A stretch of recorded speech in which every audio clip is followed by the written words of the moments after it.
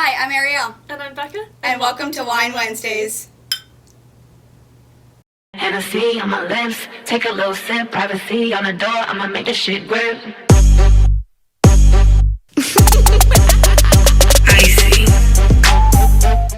That is some sweet wine. And speaking of sweets, today we have a very special treat for you guys. Why don't you tell them where we're going to be going? We are going to Dublin, Pennsylvania to visit one of our favorite vendors, Alexis, at the Novel Baker. Yes, I'm going to be stepping behind the scenes and filming Ariel interviewing Alexis to get some of the tips and tricks and behind the scenes of her business and some tips you can know for that. Yeah, for when it comes to cakes, sweets, the whole 9 yards, I would say. I know. We have a full appetite and we are ready to go. So Yes. Let's do it. Yes.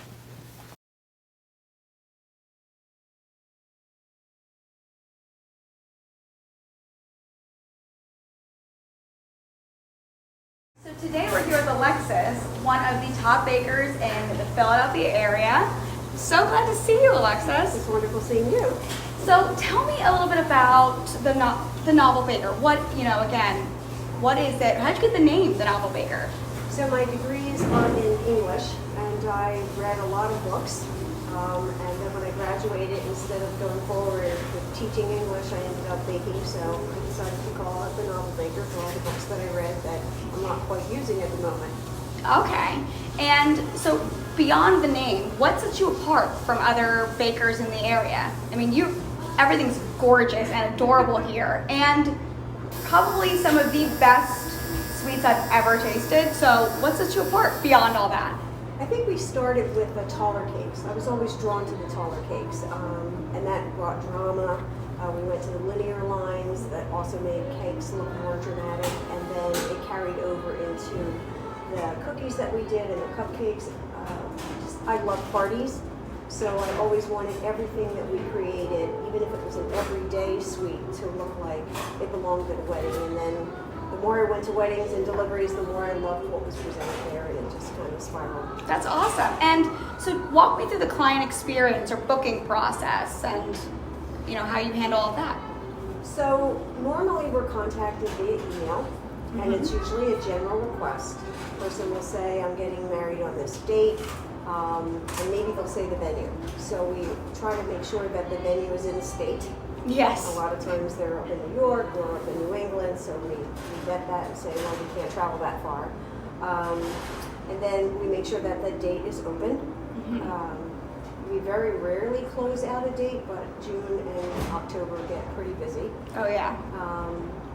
Then after the date and the venue work out, we would rather discuss in person all the other little details. To go back and forth how many people, that is based upon how many other desserts, and then there's a formula how many people will not eat cake, so it's not like I have 500 people, it's X dollars per person, and it's now this $1 billion cake bill at the end of it. Exactly. Yeah. And so what is the tasting process? So you said everybody comes in, you do all the fine-tooth details and everything like that. Is it like design and tasting? Oh, definitely. We do both at once. We actually sit right here at this table. We do an assortment of all of the cakes we do, sour cream batters, vanilla chocolate chip, lemon and almond, and then we put out about 15 different buttercreams. And then the mix and match of taking little pieces and buttering them like bread, that gives them maybe 45 combinations to choose from. I remember when I first met with you and we went through all that, it was so good, and I didn't even want to eat it all like in front of you. Mainly because I kind of eat like a barbarian. But I'm not sure that we were sending them home at the time you did the tasting. Now we do. So it's like you don't have to finish them here. We're sending them home, so people take smaller bites now. Of course. So they get home. Exactly. And so when booking, what is the timeline that you usually need from clients? It's usually nice to be within 6 months to 9 months. We can do them closer. We can do them within a month or two if we have to, if it's a small enough wedding and a month is not a generally super busy month. A lot of times people like to have that off their plate a year ahead of time for the bigger weddings, so that's fine. It's whatever the bride and groom feel comfortable with. Gotcha. And so you were talking about the serving size earlier in this calculation, but again, if you have somebody come in and tell you X amount of guests, what's your, how do you determine what size cake beyond, say that that's their only item that they're having for dessert? So that becomes tricky. Sometimes they have a lot of guests and they have a small cake that they want. They want a sweetheart cake next to their table, and that would be a small amount of servings, but they have a large wedding and they want everybody to have cake, so what they do is they get a back cake. Okay. And then we do the reverse process. Sometimes it's a larger cake out front, and then that's a flavor situation. Again, they want a back cake. Another thing to consider is if there's other desserts being offered. Mm-hmm. If the other desserts are small desserts, then you don't want a large piece of wedding cake. You want to cut the wedding cake in half, so that means whatever number I tell them, it's times 2, and it's almost like they have pen and paper out trying to calculate. Now that's the real number, that's the half number, and so it gets to be a little bit of a navigation to see exactly what they need. Now, since you're the pro, what would you say is the right size to cut the cake? Like, is it, I've seen cakes get cut and they're like huge slices, and not one human could eat that solo. Right. So is there like a rule of thumb? Yes, it should be a small slice, and no one should monitor the table. So if someone like me is at a wedding and loves cake, they can go up 6 times and no one's going to say anything or even notice. Exactly.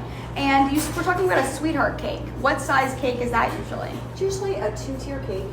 The cutting cake is usually one layer, and then the sweetheart cake is 2 tiers, and it's very small and petite, and it's very close to the bride and groom's table. The cutting cake often is on the table as a part of the setup for the table, and then you move to a 2-tier small cake that is next to the table.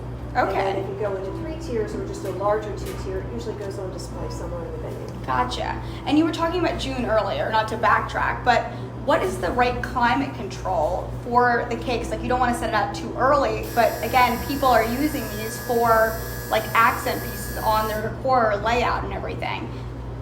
So the only issue that we have with a cake being out too early is if the florist needs to decorate it. Okay. Florists are usually done at 10 or 11 o'clock in the morning for good reason. They get everything there.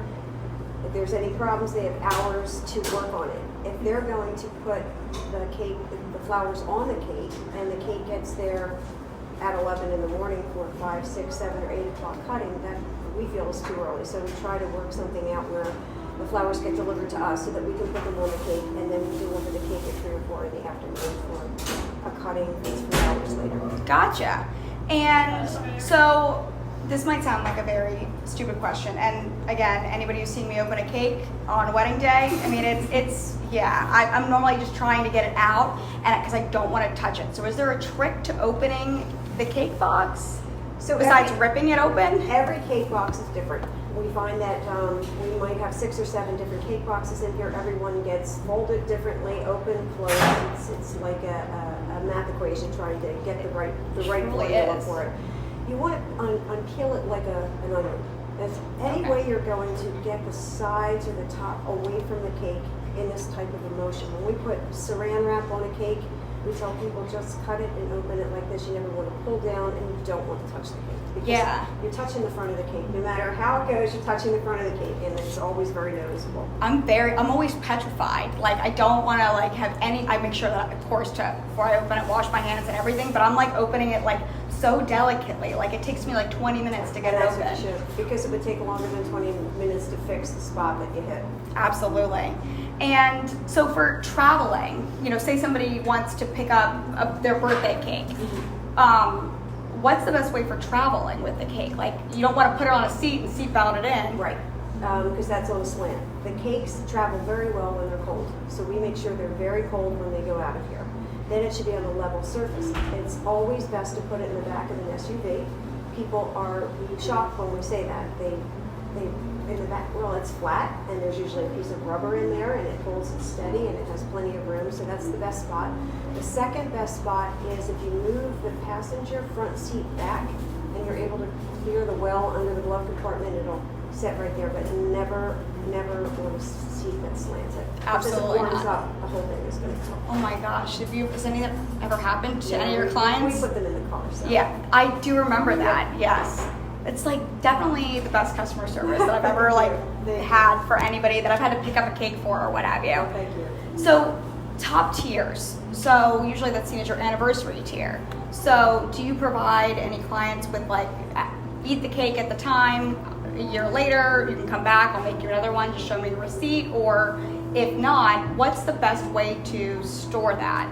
So if you're going to store the top tier, you have to wrap it in 10 or 20 layers of saran wrap. Really? Yeah, because it's a year in a freezer, and it's gonna really go through a lot just to try to be somewhat good. Yeah. We always suggest that people come back the following year, and we give them a complimentary sweetheart cake. Oh, that's so They tell us what their awesome. flavors are, and then whatever flowers we have on hand, and we pick one flavor combination that was a part of maybe their 3-tier cake, and then we put it together, and they have a fresh anniversary cake, and they love that. When we're with the mother of the bride or the groom, and they talk about freezing the top tier, many brides have no idea what that tradition is or what anybody's speaking about, and why would you freeze a cake for a year? Our viewpoint on that is the top tier costs a lot of money. It's a part of the front of the house cake, and that's the most expensive part of the whole wedding package. And if you're going to take a very expensive piece of cake and then freeze it for a year in 20 layers of saran wrap, it just never made a lot of sense to us. So we suggest take a slice, wrap it up, put it in the freezer, see how that does, and then also put a slice under your pillow for good luck, whatever these traditions are. Yeah. We always want them to come back for an anniversary cake. Of course. I think I'm just kind of blown away about the whole how much saran wrap you need to just get it. And like yesterday, she and I were talking about it. And I'm like, I don't even know how I would fit it in a freezer. Like you have to like clear everything out. Well, part of the saran wrap is that it creates a pillow. Yeah. Because it gets moved around a lot, and the temperature on the freezer in that year can go down. You could lose power, and then you don't realize that you're moving things in and out. The cake is warm, and you're moving it around. It's just got a little bit of saran wrap on it. It can lift a little, and you just want to protect. But I don't really. People have told me they taste great after a year, so I'm like, well, that's great. I don't doubt that at any point for sure. So when clients are coming to you, are you designing or talking to them, about the design, or are they more so sending you like a photo from Pinterest that they want you to replicate? We usually go by 2 or 3 different photos. There's never one, I want this cake in this photo. I like the top part of this. I love the colors on this. I like the way the flowers are placed here. I like the buttercream swirl on this cake. So we usually get 3 photos, and then we mark what part of the photo they're drawn to, and then we create images.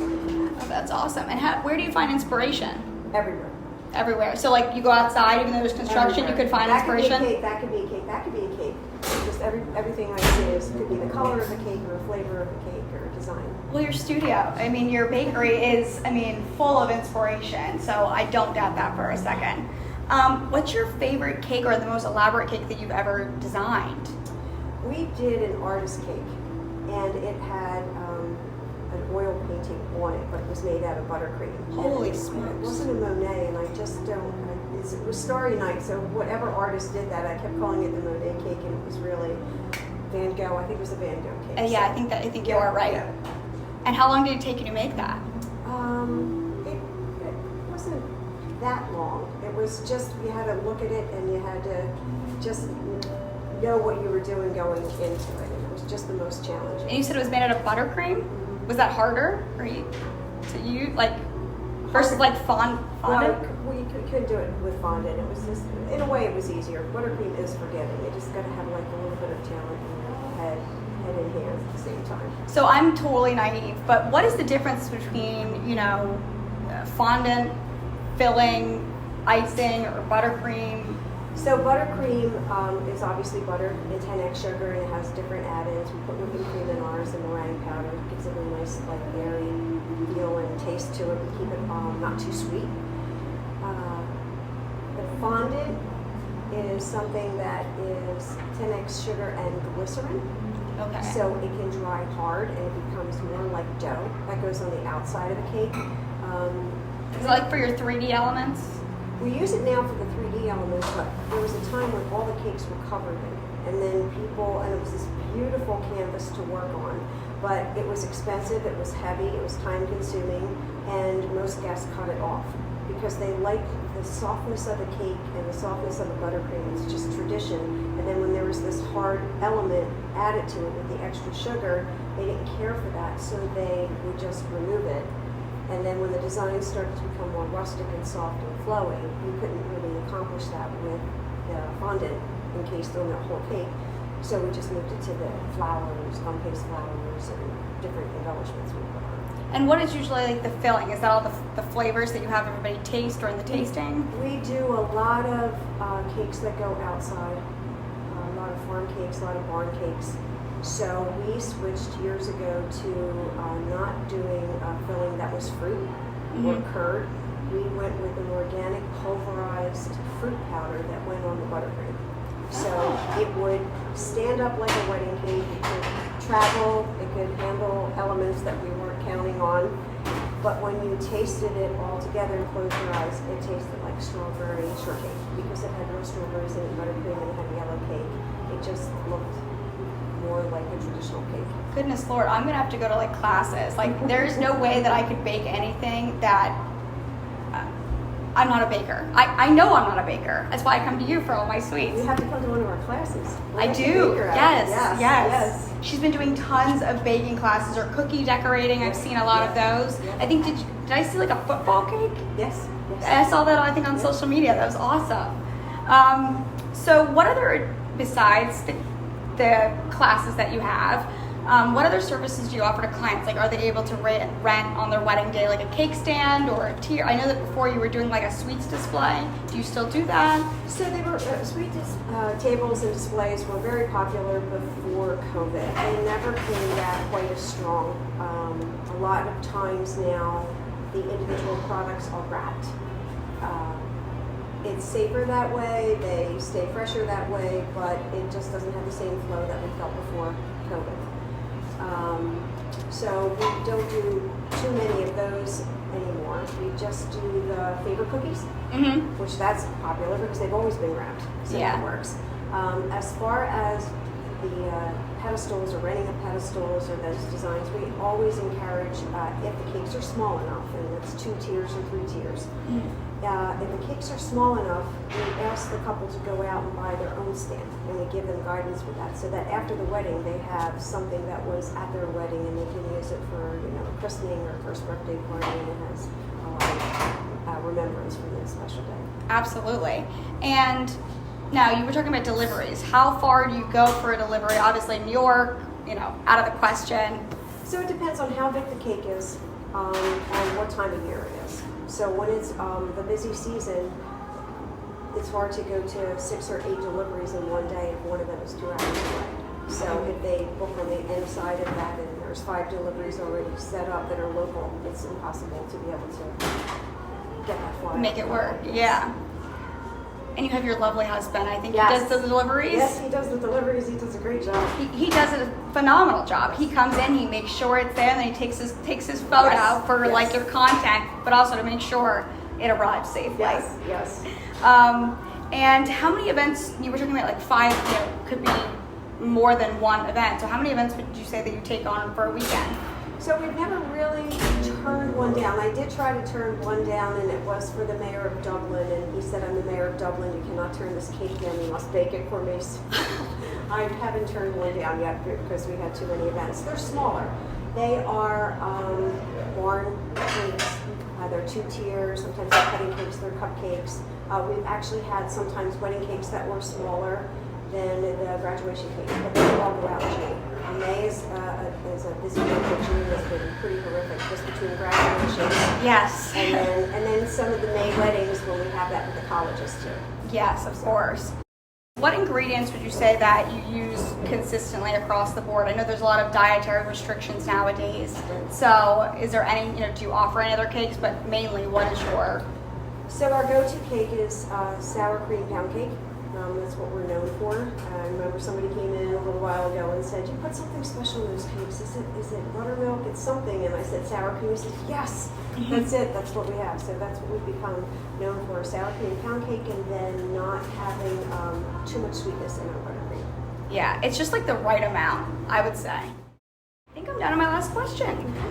So obviously wedding cakes are your niche and everything, but is there anything that you like a little bit more to create? Like, are the cookies, designing the cookies, Yeah, or? the cookies are a lot of fun. We do love doing cookies and cookie favors and decorating them and doing the cookie classes because it's a different surface to work on, and it's tinier surfaces and they're delicate and you get to use all the colors. So cookies are a very fun thing right now for us. I mean, your industry alone is very creative. You get to really use your creative outlets. I mean, sometimes for us in the planning industry, yeah, we get to use a lot of creative stuff, but also at the same time, we're going by like a guideline. Right. So, and again, sometimes those surprise elements, you know, if you're dealing with somebody who's type A, you can't really throw a surprise Right. thing to them. So you really get to do tons of different things, and this industry is completely expanding. I've seen like upside down cakes now. Yeah, chandelier cakes. That gives me PTSD that it would like fall.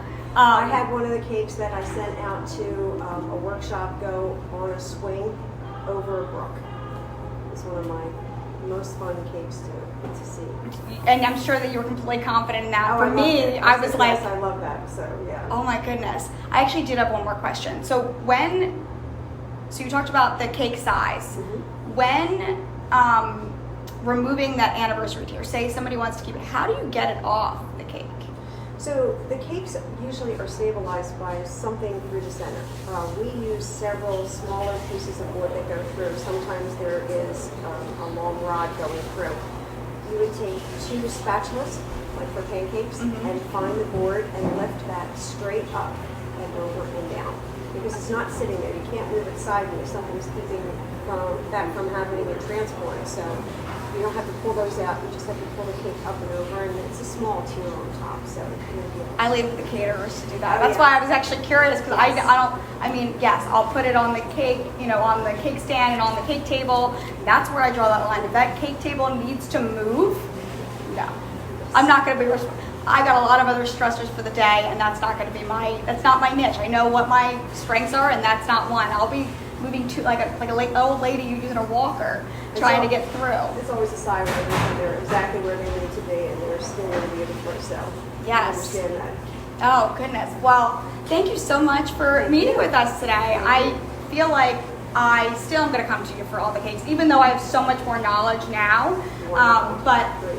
guys, definitely take a visit out to Dublin to visit Alexis and the Novel Baker. See you soon. Thank you. Goodness. Well, I am full. How about you? I feel like I have a complete sugar high. I'm full of information about the bakery industry. I'm full from the sweets. I am just full of joy. I know. I guess like dessert before dinner. I kind of know. thing. We had to do what we had to do. It's a good treat for your wine. Exactly. But seriously, we hope you guys enjoyed our interview with Alexis and learning more about her business and honestly so much about what goes on in a bakery, especially for weddings. Like Exactly. I did not know the preservation for the cake, how that works. Yeah, and even the differences between, I felt stupid even asking that question, but like the differences between the fondant, Yeah. the filling, Yeah.